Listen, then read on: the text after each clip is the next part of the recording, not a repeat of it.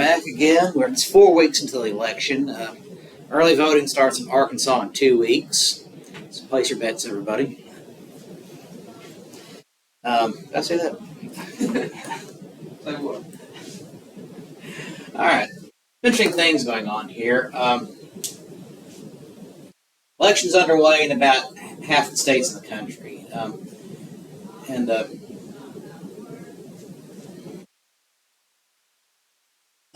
Here's what we got. So far, nearly 2 million people voted. This is as of yesterday. 1,896,960 votes have been received across 25 states. Who's voting? We don't know. Exactly. We have some breakdown on party identification, but again, that doesn't necessarily mean anything. We have indications on who's voting by precinct. Doesn't mean anything. See, all this data we have here, it's not a crystal ball. Professor Spotto may argue differently, but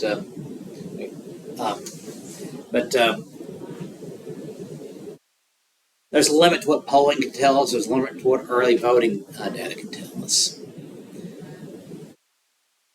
Because remember, people who vote early, it's not the same voter as people who vote on election day. And all sorts of things kind of go haywire with it. Could the hurricanes affect turnout? We don't know. It could. Which party who ends up voting what because of that? We don't know. But what we do know. Because the thing about political science is it can tell you why people are doing things at the time they're doing them. But we can't show you what all they did until we have the data in. That's not until after the election. So in all, there are basically two parts of political science, the data and the rules. The rules, how the government works, the court system, the Constitution, rules for elections, and so forth, and the data. Where people live, demographics, and the voting numbers. That's what we got.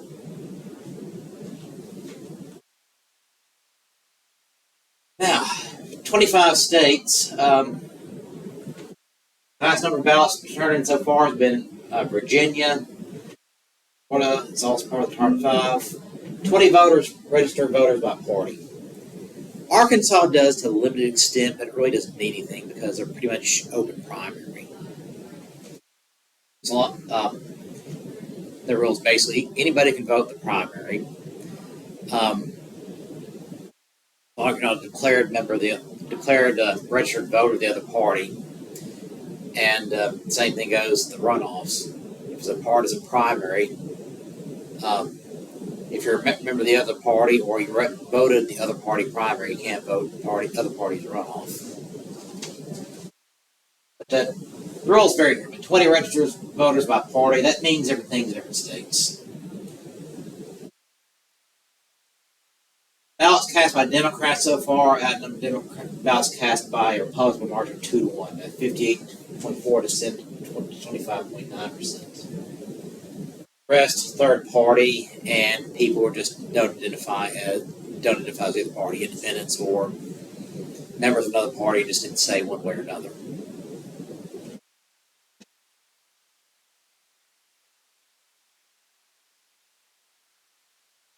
Sometimes people just don't want to put the information down. Some people don't want to be pigeonholed. Sometimes it's just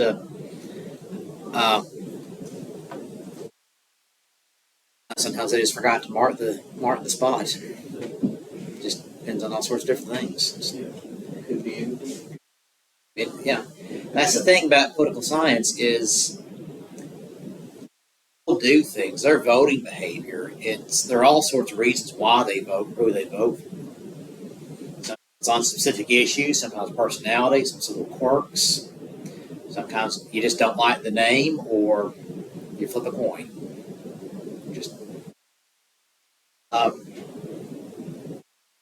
This is the way it works. People are funny sometimes. Part of being a free country is that people get to be funny. Funny, ha-ha, funny, strange, that's to me. Anyways,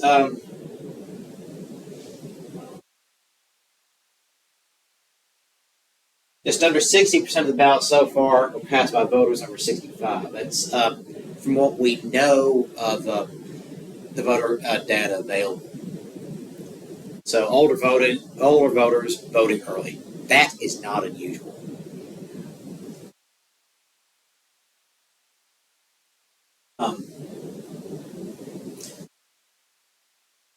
Only 5 states so far report votes to break down ballots by gender: Colorado, Georgia, Idaho, Michigan, and North Carolina.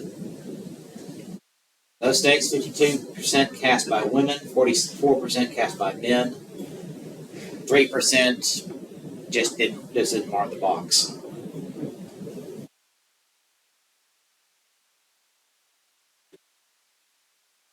So, does that mean anything?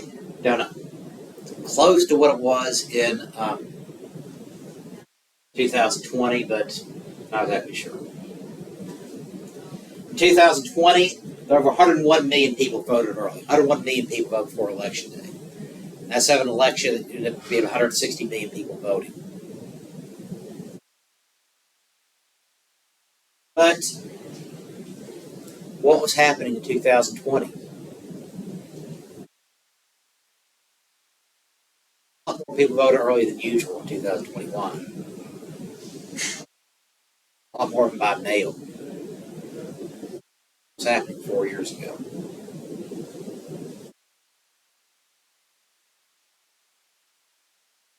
Yeah, COVID, pandemic. Just be a second. Yeah, it's hard to think back that far. That was what was happening. A lot of people were still hesitant to get out in large space and out in public because afraid of getting sick, and a lot of people did get sick. And a lot of people did die. A lot of people had already died. A lot of people were sick and getting sicker. It was still spreading rapidly. The vaccine wouldn't come out until December. So a lot of people, they were trying to vote by mail. This election, 2022, generally returned back to something closer. Higher than usual. More people were voting absentee than they had in previous elections, but not as high as it was in 2020. And plus, the political parties, they couldn't go door to door and try to get or have offices where people are phone banking like they could in previous elections. So that affected the numbers a little bit. How much, we don't know. Again, a lot of things we just don't know.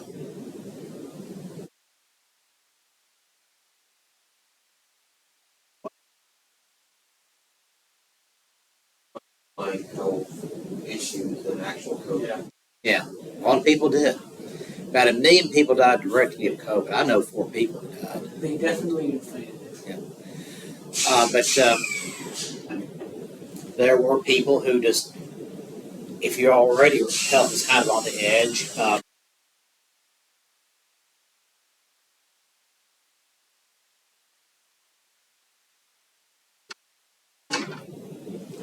lot of people whose health was already kind of iffy, they wouldn't take too much. Something like COVID would push them over the top.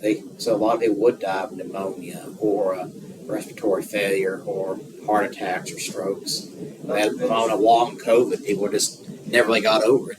Not to mention like the age-range people who died from underlying health issues and not just COVID. Yeah, exactly. It seems like, was it like 40 plus or something like that? Oh yes, 1 million people died in the United States. At least 20 million worldwide. Probably more than that. Yeah, 4 years ago, there were so many people were dying that they had to use refrigerated trucks as morgues. Some cities, early on in the pandemic, they had to they're burying people in mass graves. Says why prices were so low, because nobody could get out to go buy anything. Gas prices were so low because who's going to drive anywhere? What are you going to go do and go see? So prices followed demand. Prices dropped. But they spiked afterward because all of a sudden now everyone's back working again. People are buying again.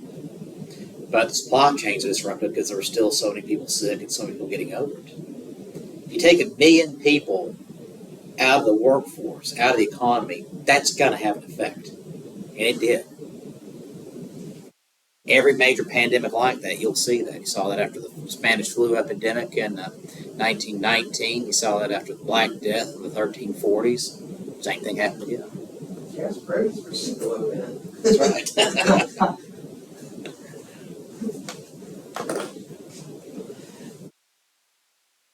Presidential polls. Again, not a lot of changes. Virginia, Harris up by 11. It's Christopher Newport University, their political science department put that one together. It's not unusual. So I thought the Glenn Garf group had a poll out of Michigan, 3 points. Now, again, just not a lot of data coming out this year. It's not a lot of polls like there was last year. Virginia, the Senate race, incumbent Senator Tim Kaine is leading by 20 points. That's nothing unexpected. A weird poll came out yesterday.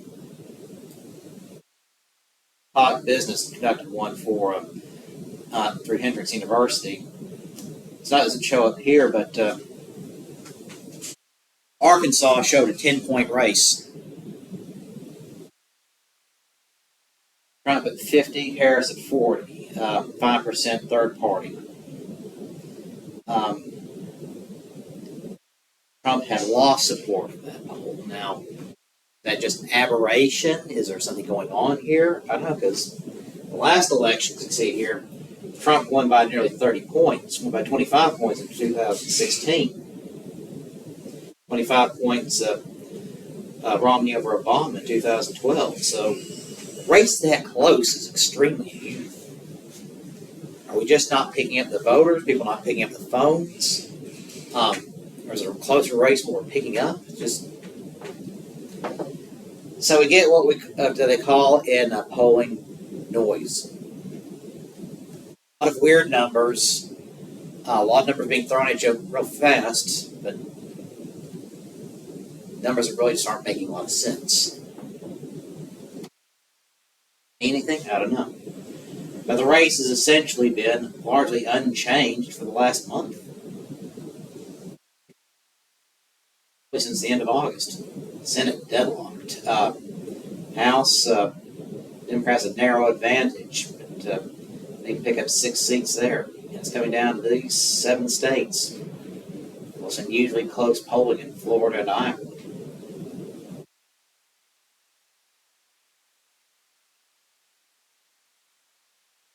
Say,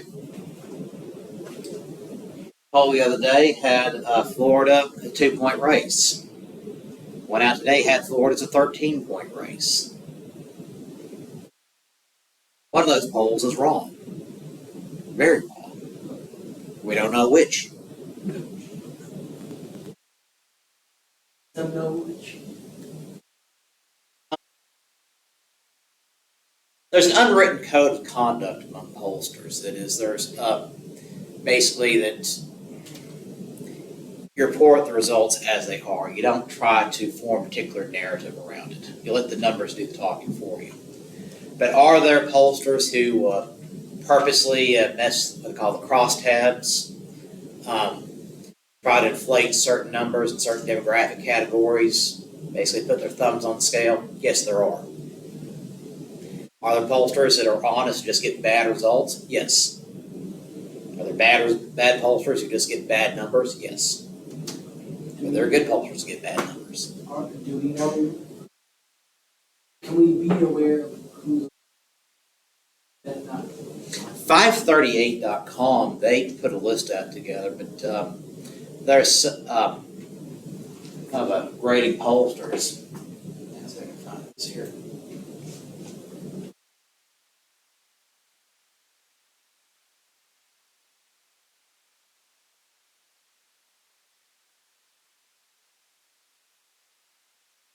Back to 538 here, 538.com. This is what they're showing here.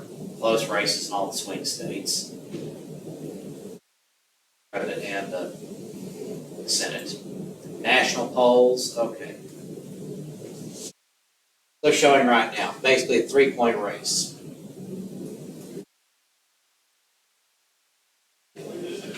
Say, roughly the same as it was a month ago. A month before that, it's been a pretty steady race, according to pollsters. But you get a lot of weird poll results. These ones have taken the last couple of weeks, all showing Harris with a small lead. Is that lead actually there? I don't know, so they call it margin of error.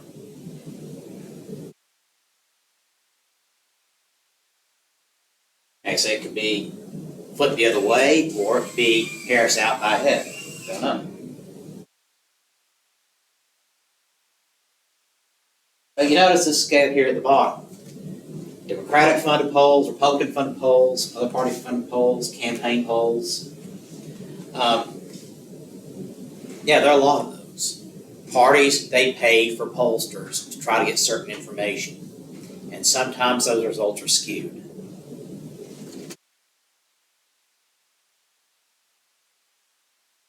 Hello? What is happening? They're putting up Putting the pictures. What? The pictures that were on the wall. Yeah, we haven't had pictures in the 40 years, the 35 years this whole building's been here, so they need them now. Of course, why not do what everybody's gone, Yeah. And because, that's been the problem with Stewart, they don't have pictures to look at. Of course.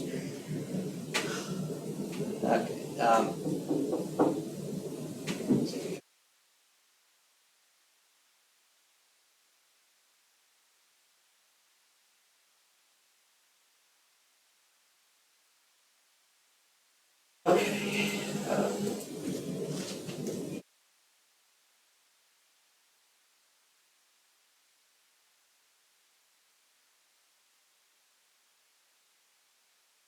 this is from last December. Pollster ratings and methodology. Now I took a picture there. Okay.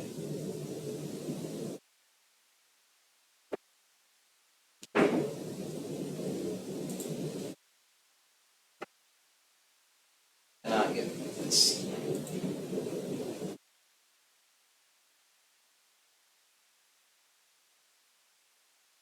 Just getting these videos. Okay.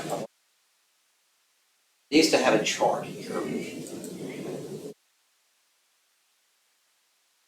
But anyways, they would grade pollsters from A to F, and usually it's the hyper-partisan pollsters who got the lower ratings. And those that have they call a house effect. There's always decidedly like 4 or 5 points one party or another. One of the worst ones was what they called Rasmussen reports.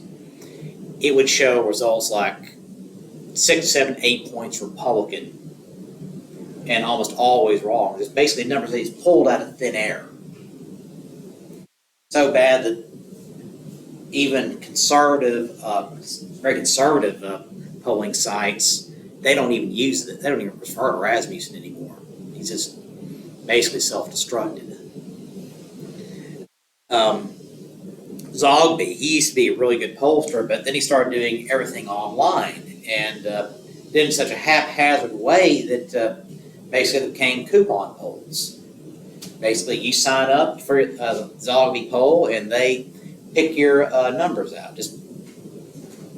Basically, you just send in the information you want, and it ends up getting all these skewed results to the point that they just don't even use them anymore. There are a few others out there.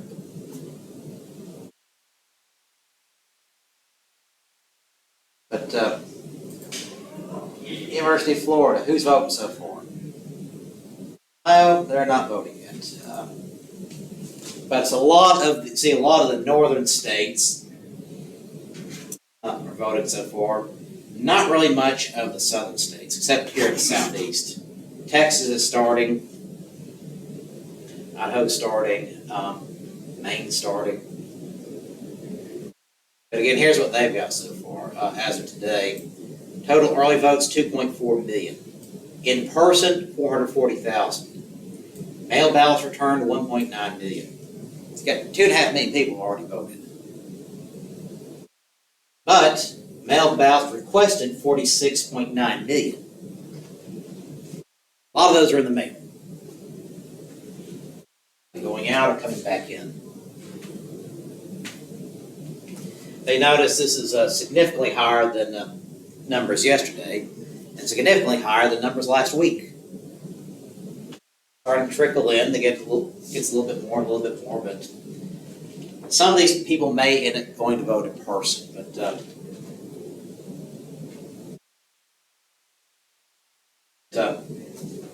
the party's working very hard to make sure that people who did request ballots, they generally know who they are, make sure they sending them back in. But a lot of these mail ballots, they have not been returned yet. It's basically about 4% so far. Heaviest early voting. Michigan, 311,000 early votes. Wisconsin, 168,000. So Michigan's going to be important, so a lot of people voting there early. 216,000 in Pennsylvania. 500,000 people voted already in Virginia. 177,000 in Maryland. 239,000 in New Jersey. The thing is about New Jersey is they're getting bombarded with a lot of political commercials. Why? Because look where New Jersey is. Southern New Jersey, that is basically all suburb of Philadelphia. It's all Philadelphia media markets. It's also all they're hearing about right now is the election. A lot more voting happening here in western Iowa because all these TV commercials are going on Omaha over that one electoral vote. So they're getting a lot of attention here in Iowa. Radio stations are basically in the same market.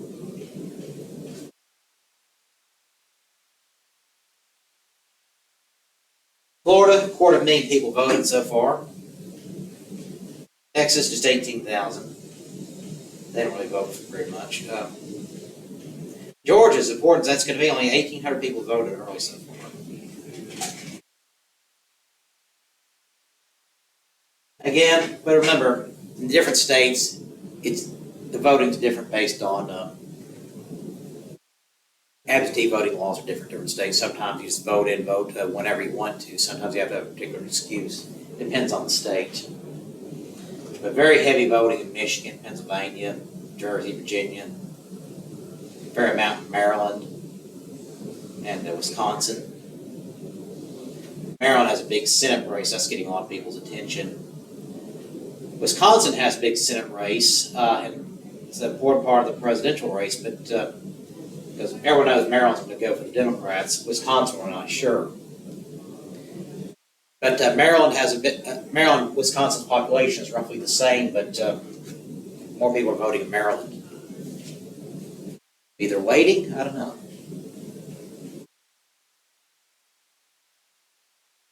That's the thing. Weather will matter on election day.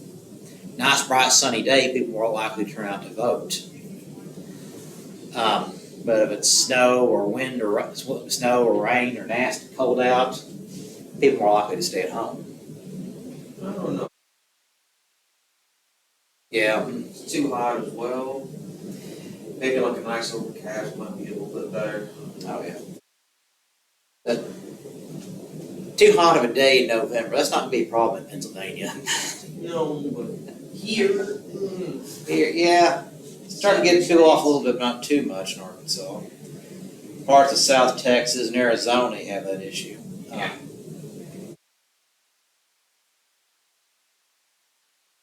California, it's always a sunny day because you're living basically in the desert.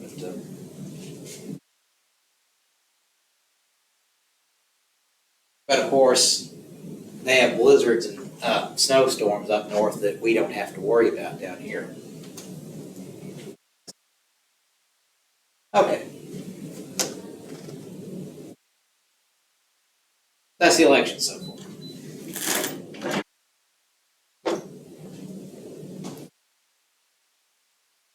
And as a segue, continue our discussion of Bill of Rights and rights of the accused. We covered Amendments 1 through 6 last time.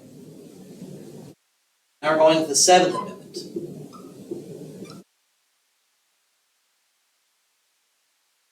Remember, in law, there are two kinds of law: criminal law and civil law.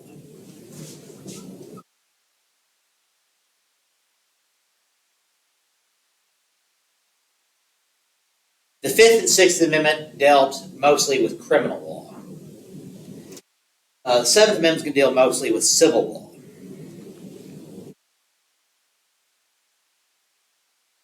Now, criminal law is basically you commit a crime, you broke a rule against the state. The state that is the government, either municipal, state, or federal. You face a prosecution, could face fines, jail time, whatever they decide.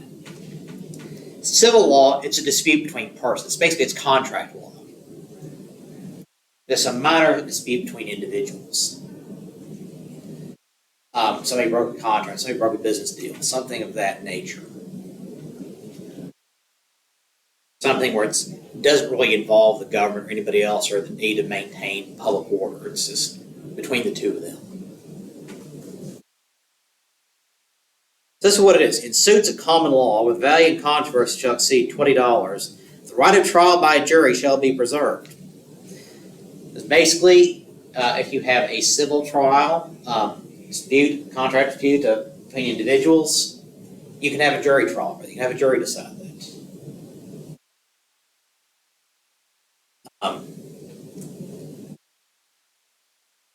Like all these court shows you see on TV, basically that's just a glorified mediation hearing.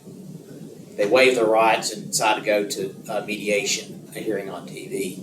But somebody plays judge and says, no, this guy has receipts, pay him. Not though, like people like, oh, we're gonna do each other, and then we're gonna like be. That has happened before. Yeah, some of those cases have been faked.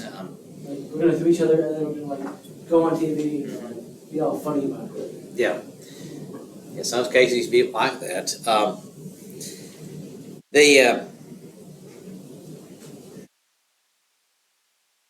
But if you're not just after the publicity, that's when you have your civil trial.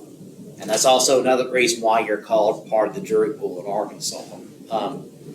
It could be for jury for a criminal trial or a jury for a civil trial. And in a lot of civil trials, they'll settle before they go to trial. Sometimes even just the morning of. Divorce cases, that's an example of a civil trial. In divorce cases, yes, you can have a jury trial. Decide who is right, who is wrong, who deserves what. It does happen a lot. A lot of them are contract trial hearings, fraud and so forth.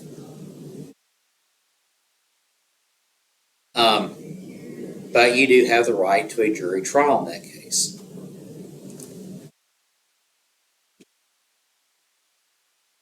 Jury trial in civil cases.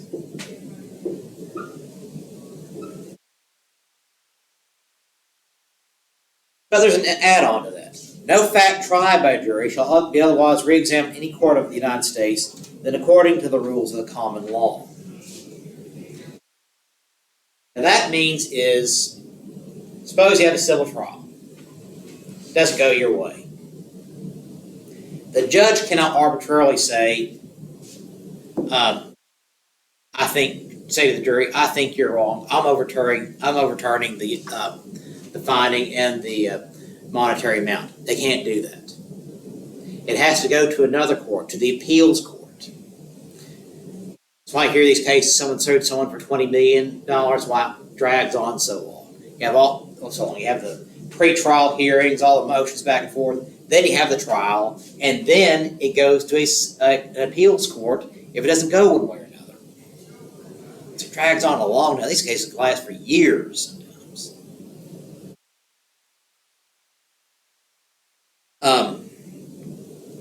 But the judge in the original court can't just simply just dismiss the finding of the jury, especially in a criminal trial. Jury shows up, says, not guilty. Judge can't say, of course he's guilty. I'm sending him to the chair anyway. Can't do that. Seventh Amendment. But jury trials and criminal trials. Once the defendant is found not guilty, the prosecutor cannot retrial on that charge. That jury finds him not guilty, he cannot take that case to the appeals court. That case is over. But if the jury finds the defendant guilty, then he can the suspect can take the case to the appeals court, and the appeals court can overturn a jury finding. They often do.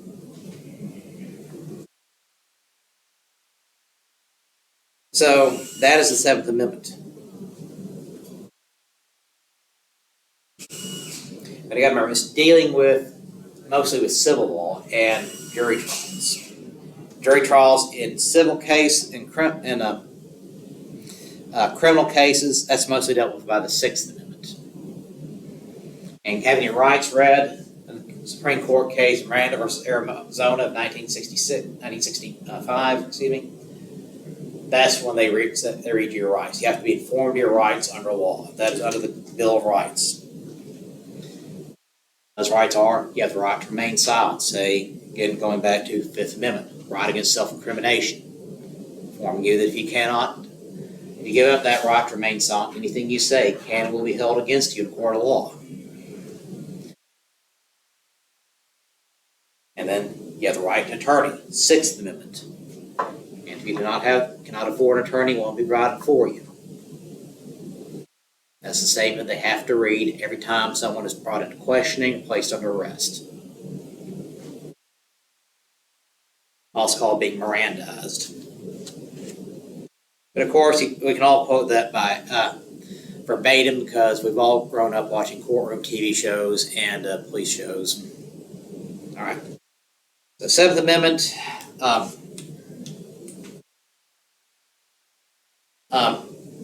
Jury trials and civil law. Eighth Amendment. This is kind of an interesting one.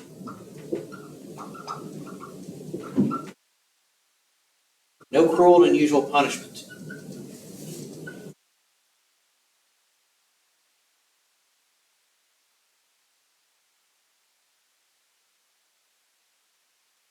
Excessive bail shall not be required, nor excessive fines imposed, nor cruel and unusual punishments inflicted.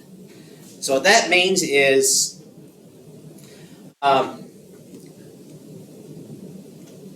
they can't repossess your house because of a speeding ticket. Can't be fined $1 million for jaywalking. They can't excessive bail. They can't hold you on $1 million bond for littering. It has to be reasonable proportionate to the crime. The littering, vandalism, it's a nuisance, but it's not a life or death matter. To be dealt with accordingly, appropriately. So no death penalty for a littering.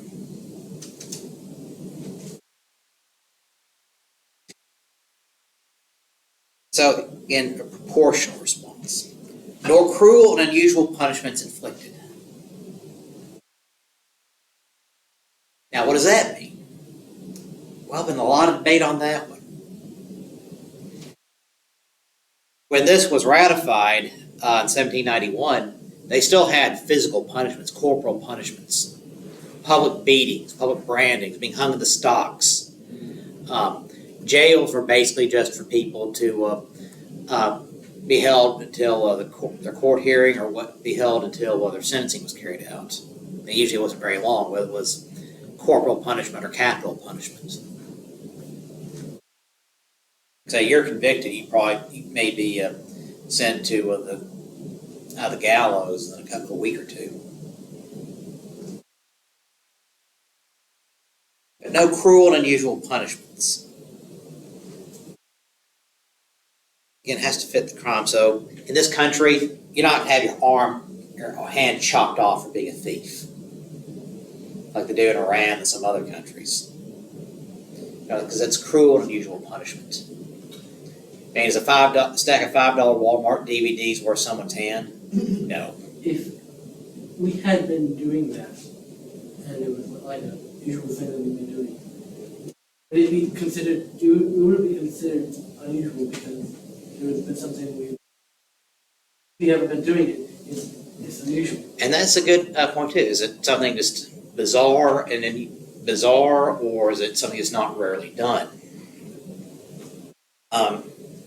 And that's what something's been debated too.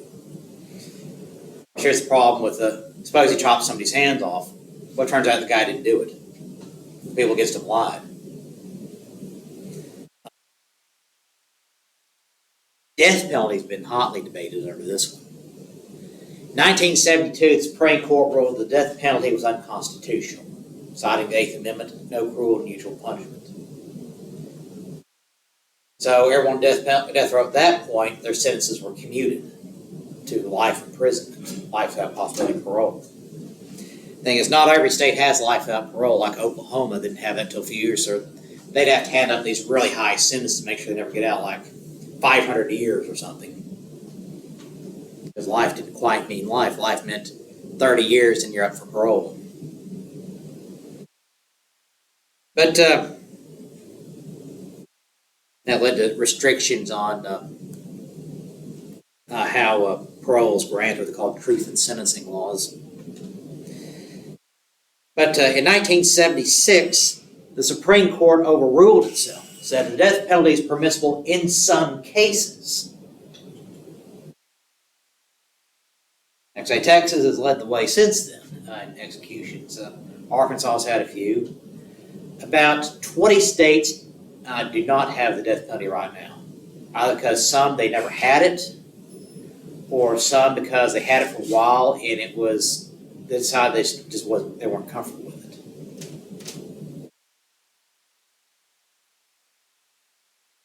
And so there's some states like out west, they never had the death penalty.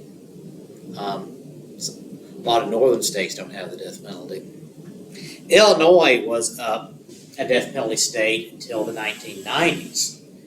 That's when DNA evidence testing comes out, and they start realizing a lot of these people they sentenced to death, they executed, they weren't guilty. They executed innocent men. So they immediately started going about this in Illinois, trying to see, okay, who on death row is, are they innocent? Are they guilty? And more they looked, they found out there are all sorts of cases, people waiting execution in Illinois that they were innocent. And so Illinois abolished the death penalty. That had bipartisan support, Democrats and Republicans behind it. Texas, in 1998, they executed a man who afterward they found out, yeah, he was not guilty. DNA evidence cleared him. Wasn't there like contentious?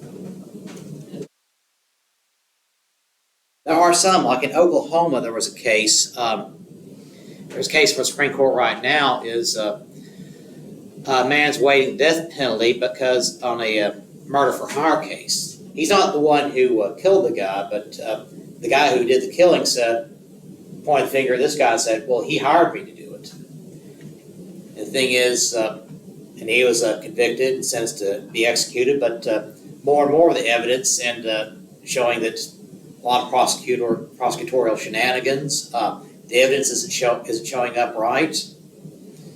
And so now the Oklahoma Attorney General is trying to go to the Supreme Court and get this conviction overturned. And in some states, what do you find as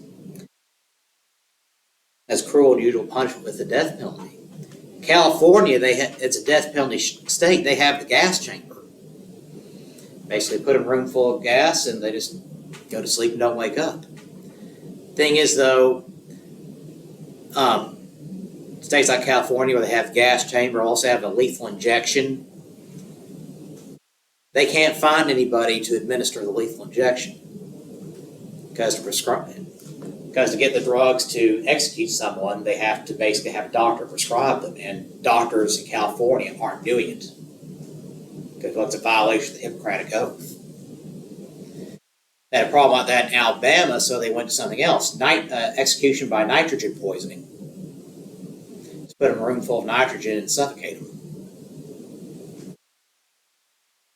A couple states still have hanging on the books. They usually don't do that. Utah has death by firing squad. This is what they do. It's the same thing to do with the military, military firing squads. The defendant has a choice: hanging or electrocution or firing squad. Basically, you have it's like 5 guns. Set up automatically, push button, or people standing in front of them, and but with the knowledge that one of those guns has blanks in it. The guns has blanks. The other 4 are fully loaded. I thought it was the opposite. Just one person had live rounds and the other 4 were blanks. Now it's what there are differences from one place to another. But generally, it's like just at least one person has blanks. And why do they do that? Obviously not to waste ammunition. You don't want to waste good bullets, of course. That's what I'm saying, it should be just only one person. But it's because You don't want the person to have that they killed the person. you don't want someone living with the knowledge they killed someone else. Then don't do it. Exactly. Don't do death by firing the squad. That's the same thing with death by hanging or something like that. So, about 20, 30 years ago, I read an article in Newsweek by a man who had been the state executioner for the state of Georgia. He'd only did the job for a few years. He said everybody in that job, they only did it for a few years because they just couldn't handle it. They executed people they knew were guilty. They knew committed these horrible crimes, deserved to die, deserved everything to happen to them, but they couldn't live with, after what really kind of got to them, they were the one who pushed the button. You have to understand, we're thinking like normal people, normal, healthy, sane people. Yes. Politicians are. Yeah. Murder is a sin. Murder is wrong. Killing is wrong. We have a conscience. And even with the Georgia state executioner, or that one person in charge of the firing squad in Utah, they aren't killers. They have a conscience. It bothers them that the fact they could be responsible for someone else's death. Whether they deserved it or not, they have to live with it. A murderer does, they don't care. Someone like us, normal and healthy, we have to live with it. Our conscience would get to us.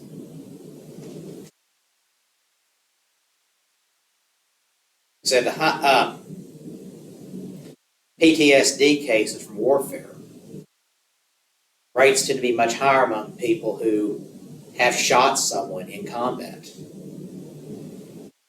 And yes, they can justify it all the way. Yes, it was legal, they were justified, it was self-defense, they're defending themselves and their buddies, but still, it bothers them. And we can talk tough here, say, oh yeah, I can do this, I can do that. But you're just talking here at random, just a scenario. Talking tough, yeah. You're not actually in the room with that person doing it. You're not looking them right in the eyes. That's different.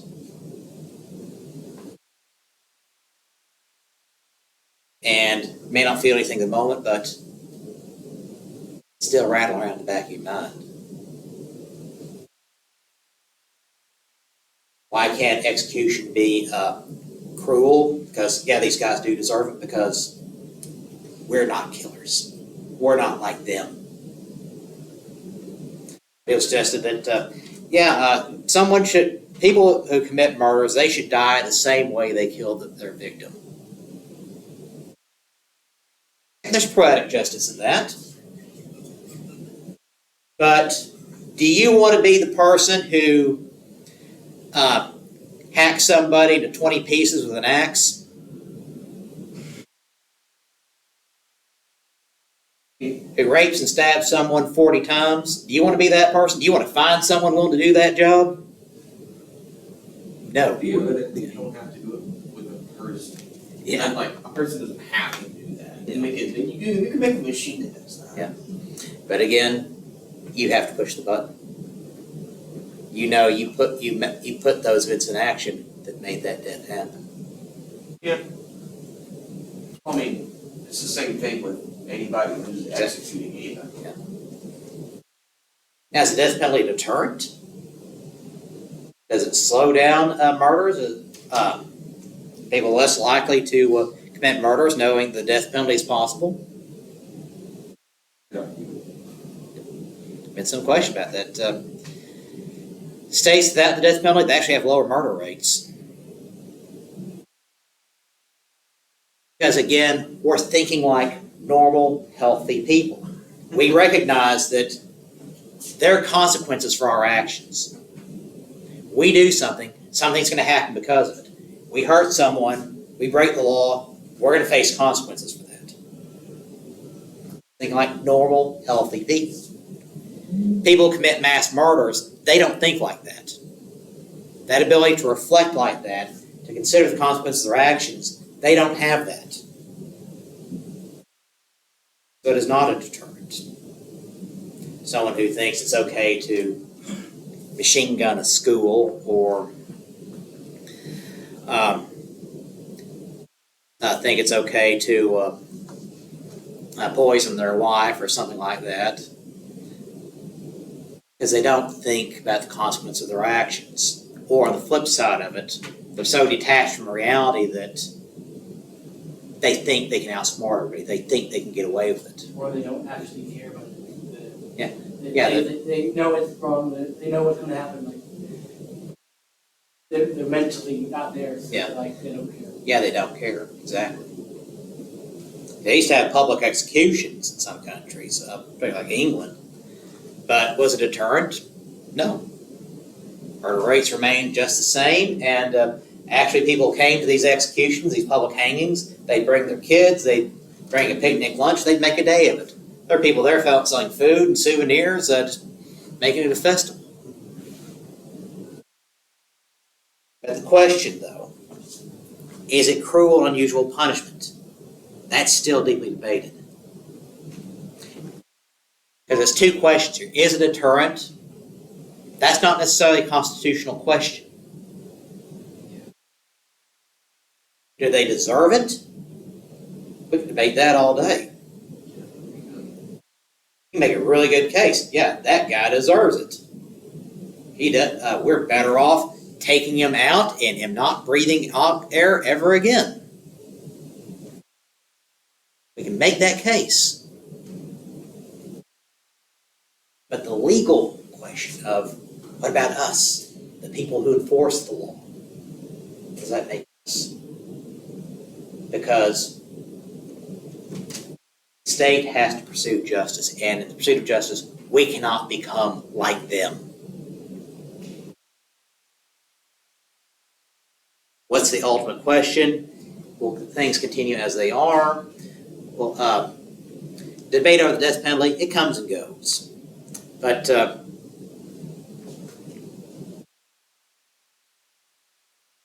question, is this cruel and unusual punishment? We're really not sure.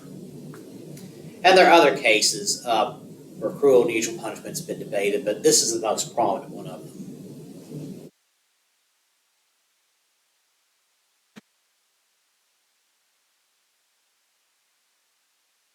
Having to be locked in a room with Roseanne, could that be cruel and unusual punishment? Well, we can make an argument for that, but we don't know. But that's the 8th Amendment. 9th Amendment. 9th and 10th, these are kind of ones that's kind of thrown in here.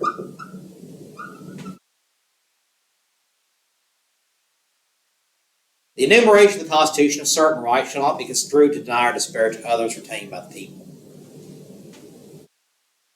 These rights aren't necessarily in order, and more importantly, they're saying here is that kind of a catch-all that, yeah, there are more rights than these.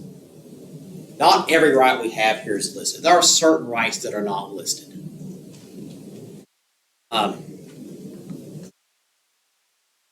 It's trying to make sure that you know that no one comes in and tries to limit us on it, limit the people on certain issues because they think it's for whatever kind of purposes or agenda they may have, that we have certain rights beyond what are listed here.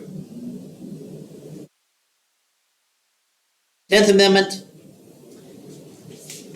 kind of falls along in that vein. 9th and 10th Amendment aren't cited very often because they're kind of vague. Have they been cited in certain cases? Oh, yes, certainly, plenty.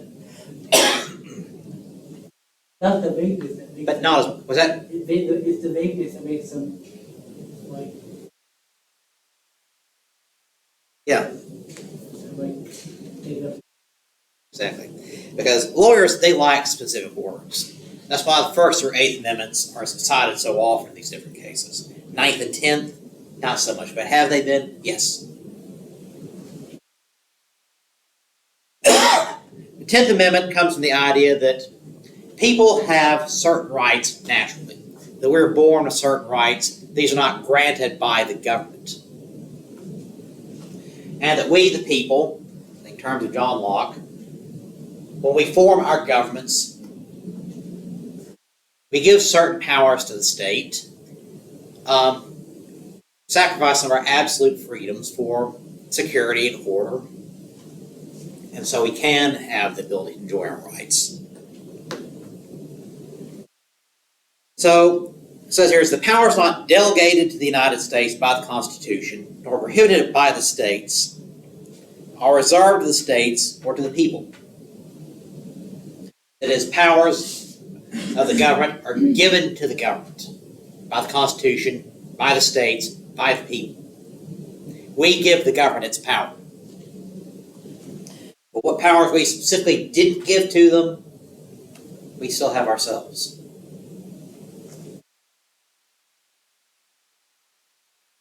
In philosophical thought, it's kind of vague, it's not cited very often, but there has been some legal work and some legal theory circulated, some of the law journals and so forth, trying to more specifically define the 10th Amendment, the 9th Amendment, but mostly it's just kind of a theoretical. But that's part of it is, this is a constitution written by human beings. Had some great qualities, but they also had their flaws and their limitations. And it is enforced and interpreted by human beings. They have some good qualities, but they also have their flaws or limitations. So, how it's interpreted, it changes a little bit over time. Depending on social outlook, depending on political outlook, depending on the needs of the time. So that's why we say the Constitution is a living document. Because how the Founding Fathers might have seen this in 1791, it's not necessarily the same how people would see it in 1991 or 2091, 2191. Actually, it's going to change a little bit with time. But the Constitution is designed to give us the room we need to adjust to meet the needs of the times. But, yeah. Does that mean that, so Jackson, didn't he like die the Jefferson, yes. But there was not like anything specific that listed. That's exactly the point made in his history. He took power for that. Wouldn't that technically is that listed? Yeah, and he was concerned about that. Jefferson actually considered trying to get a constitutional amendment through to give them specifically the power to buy land, but as all his advisors said, the treaty-making provision. This is a treaty you're making with France to get this land. That gives you the power. That's what they call an implied power. Not specifically there, but kind of implied you do have it. But yeah, that's an excellent question. Implied powers. So first 10 amendments. Amendments to the Constitution. Those are the Bill of Rights. And so we'll cut it short from there. All right. Have a good day.